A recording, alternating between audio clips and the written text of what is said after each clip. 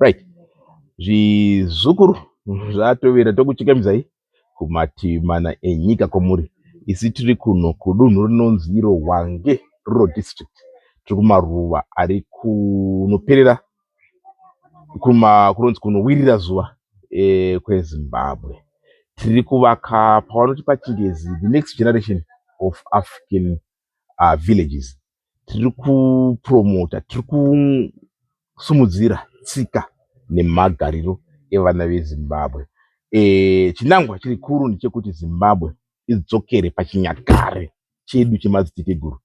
Tiri kuona kuti kurasika kwetsika dzedu dzaita kuti vana vachitanga zvekudhaka nekuita sei nekumwa zvisingamwiwe nekuti hakuchina vachavadzorera. Tiri kushaya atinoti pachingezi marole models and mamorals edu kutsika dzedu dzatiri rasikei. But panopa Nyuno Cultural Village tinoti aiwa uyai titandare tese tidzokororazve tichitaura tsika nemagariro, tichidzidza kuti mbira dzairidzwa sei, ngoma dzinoridzwa sei.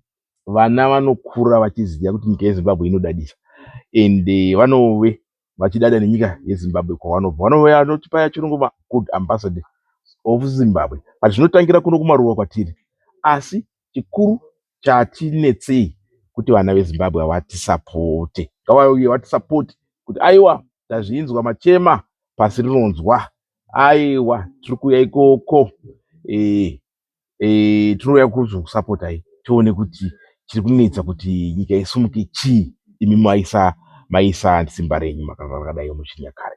Saka toti vana veZimbabwe kana mafunga kuuya kuVictoria Falls, mafunga kuuya kuHwange National Park, mafunga kushanyira Botswana kana Zambia, aiwa uyai pano totangira pano. Right? Travel to Zimbabwe, travel to Victoria Falls, starts at the Nyuno Cultural Village. Zita rangu ndonzi Taku Mutepa. Ndatenda.